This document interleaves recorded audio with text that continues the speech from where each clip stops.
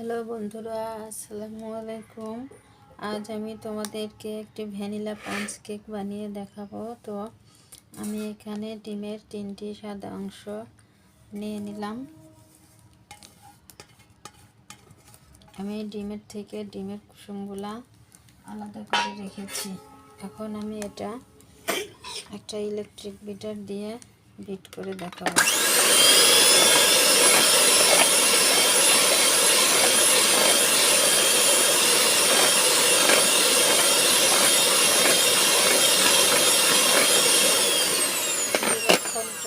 যখন এরকম জালি জালি হয়ে আসবে তখন আমি এখানে চিনি অ্যাড করব। আমি এখানে 1/4 কাপ চিনি মেপে রেখেছি।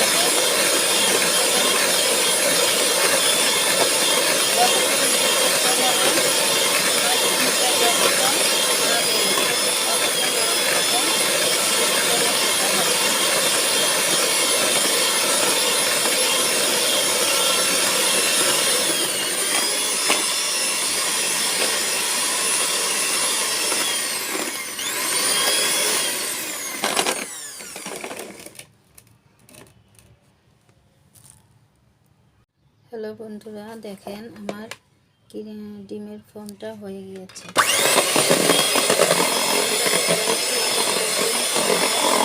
আপনি হিটারটা তুলে একটা সংখ্যা লিখবেন।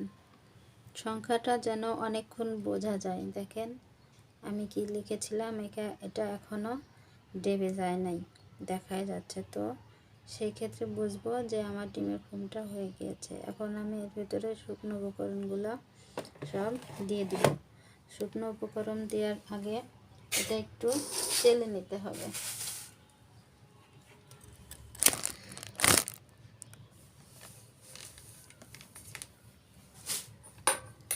আমি এখানে 1 কাপ ময়দা, 1 টেবিল চামচ বেকিং পাউডার ও 2 টেবিল চামচ কর্নফ্লাওয়ার মেপে নিয়েছি। এখন আমি এটা চেলে নিব।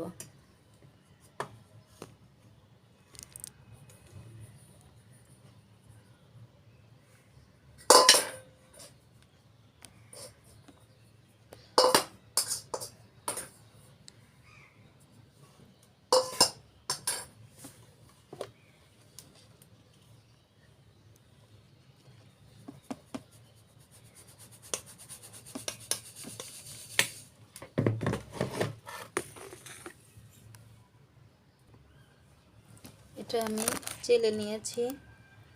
এর ভিতরে আমি এখন একটু, যেহেতু ভ্যানিলা কেক, তো আমি এর ভিতরে কয়েক ফোঁটা ভ্যানিলা এসেন্স দিয়ে দিব।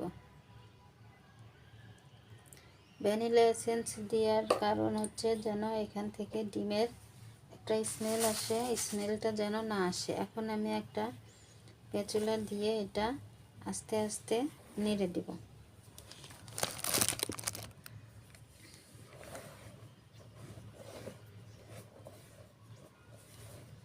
এটা খুব আলতো হাতে করতে হবে।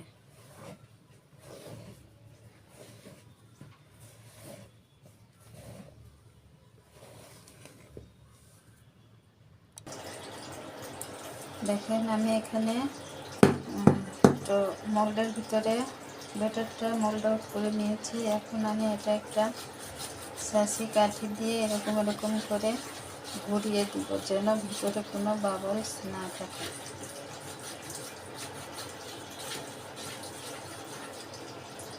হয়ে গেছে। হালকা একটু এরকম ট্যাপ করে নেবেন। এখানে আমি অ্যালুমিনিয়ামের পাতিল আগেই 10 মিনিট প্রিহিট করতে দিয়েছিলাম। তো আমি এখন এটা এর ভিতরে দিয়ে দেব।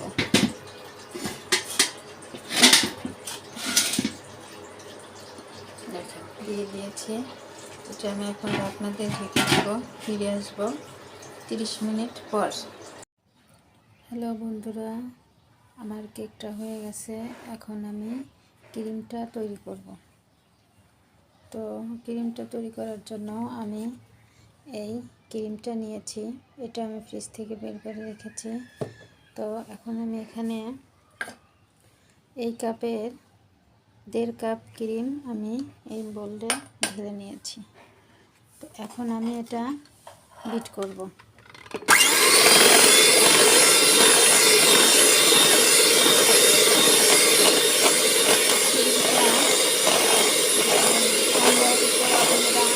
ঠান্ডা যত ঠান্ডা হবে তত করতে আমাদের সুবিধা হবে। এটা নর্মাল ফ্রিজে রাখছিলাম, নর্মাল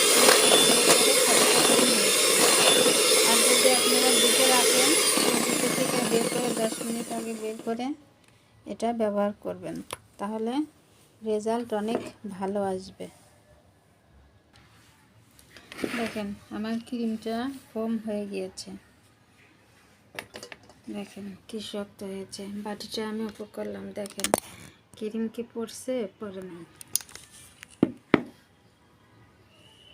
এখন আমি এটা 10 মিনিট একটু নর্মাল ফ্রিজে রেখে দেব।